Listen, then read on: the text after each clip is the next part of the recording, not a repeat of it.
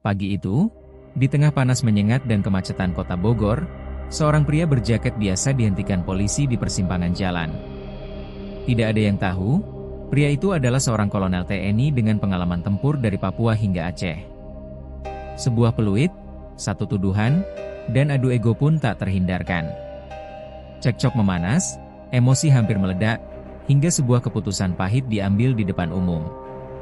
Namun siapa sangka, kejadian singkat di jalan itu berujung pada sidang disiplin, skorsing, dan penyesalan seumur hidup.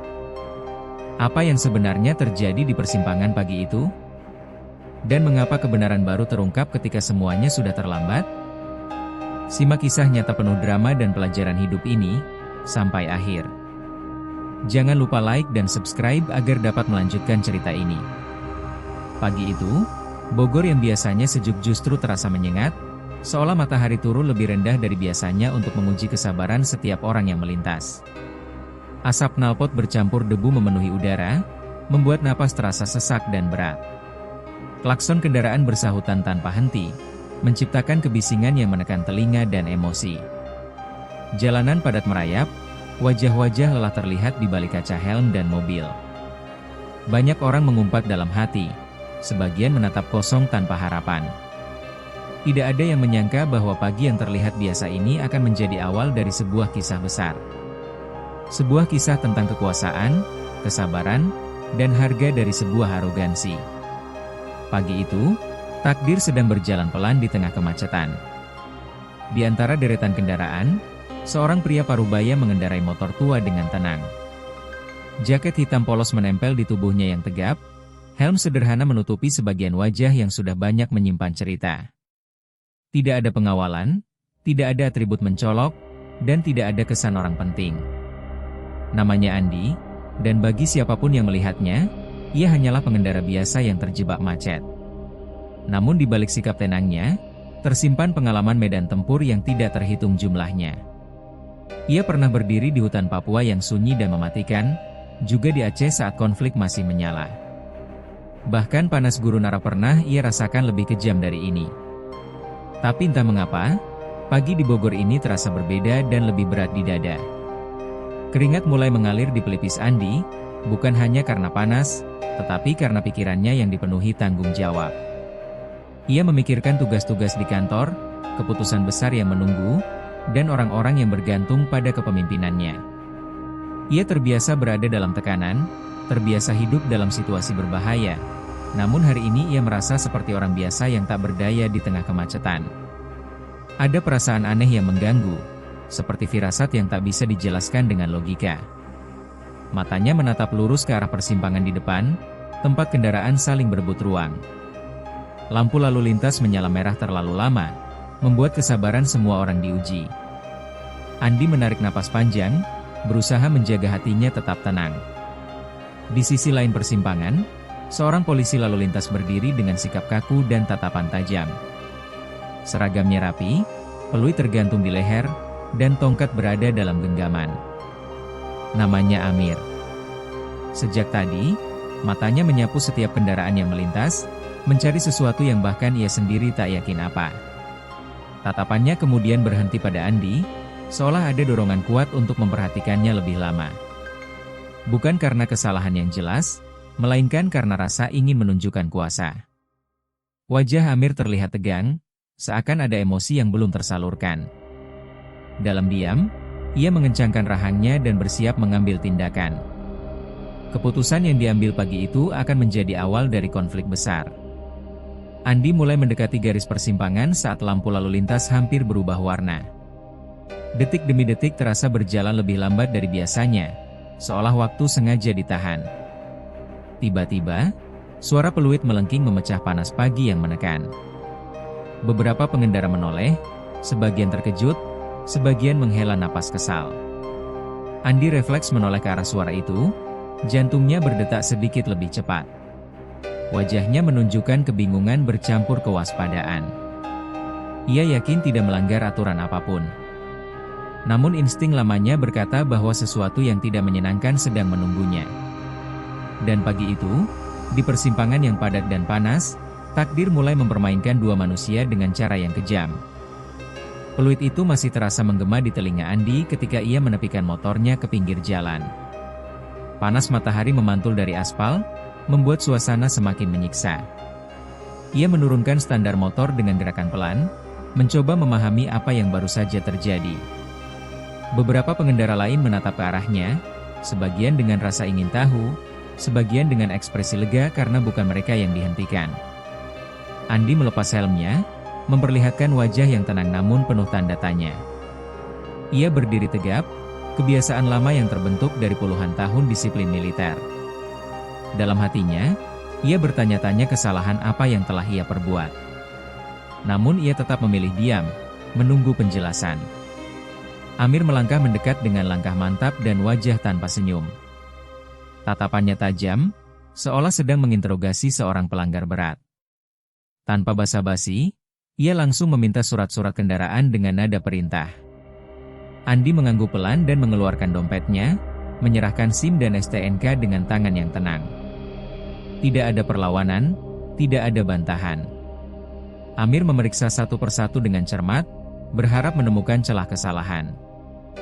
Detik-detik berlalu, dan wajah Amir mulai berubah. Semua dokumen lengkap, bahkan tertata rapi. Namun ketegangan justru tidak mereda, malah semakin terasa di udara. Dengan nada yang mulai meninggi, Amir mengatakan bahwa Andi melanggar aturan ganjil genap di jalur tersebut. Andi mengernyit pelan, lalu menjelaskan bahwa jam ganjil genap sudah berakhir sejak beberapa menit yang lalu. Ia berbicara dengan suara rendah dan sopan, berusaha menjaga situasi tetap terkendali. Namun penjelasan itu tidak diterima. Amir bersikeras, mengatakan bahwa Andi telah melewati jalan itu sebelum waktu yang diperbolehkan. Nada bicaranya terdengar menghakimi, seolah kebenaran hanya miliknya. Beberapa orang mulai berhenti dan memperhatikan, mencium adanya drama di tengah kemacetan.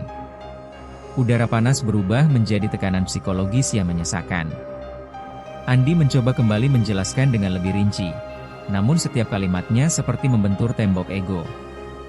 Amir semakin terlihat tidak sabar. Suaranya meninggi dan gesturnya mulai agresif. Tangannya menunjuk-nunjuk, rahangnya mengeras, dan matanya menatap tajam tanpa empati. Andi merasakan dadanya menghangat, amarah perlahan naik dari dalam. Ia bukan marah karena dituduh, melainkan karena ketidakadilan yang begitu terang-terangan. Ingatannya melayang pada masa-masa ketika ia harus bersikap tegas di medan konflik, saat nyawa dipertaruhkan. Namun pagi ini, ia berada di jalan umum, bukan di medan perang. Ia menahan diri, meski hatinya mulai bergolak. Kerumunan kecil mulai terbentuk di sekitar mereka, suara bisik-bisik terdengar samar. Situasi semakin panas, bukan hanya karena matahari, tetapi karena ego dua manusia yang berhadapan. Amir berdiri dengan penuh percaya diri, merasa berada di posisi yang berkuasa. Sementara Andi berdiri diam, menatap lurus dengan sorot mata yang sulit dibaca. Dalam keheningan sesaat itu, ada ketegangan yang menggantung di udara, seperti api yang menunggu percikan kecil untuk menyala. Tak ada yang tahu bahwa konflik ini masih jauh dari kata selesai. Dan di balik jaket sederhana Andi, tersimpan kesabaran yang sedang diuji hingga batasnya. Suasana di persimpangan itu semakin panas, dan bukan lagi hanya karena matahari yang menyengat.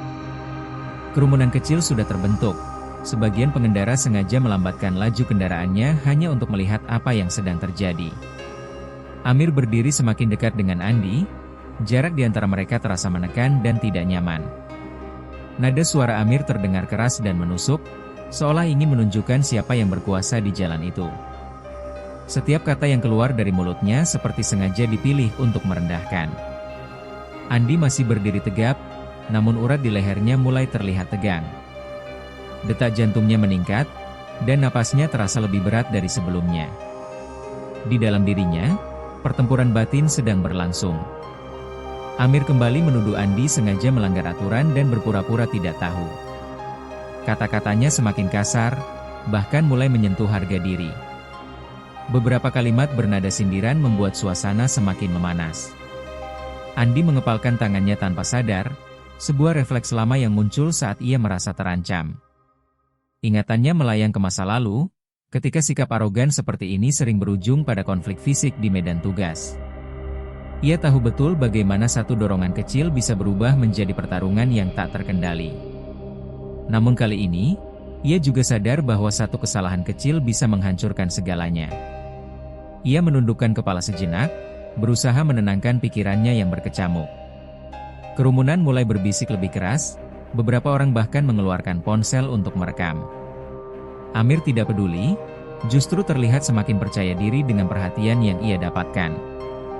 Ia melangkah satu langkah lebih dekat, menepuk-nepuk tongkat di telapak tangannya dengan gerakan yang provokatif.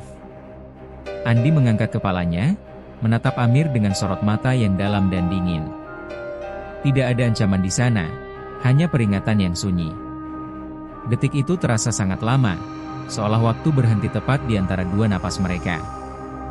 Jika satu orang saja bergerak salah, kekerasan bisa pecah kapan saja.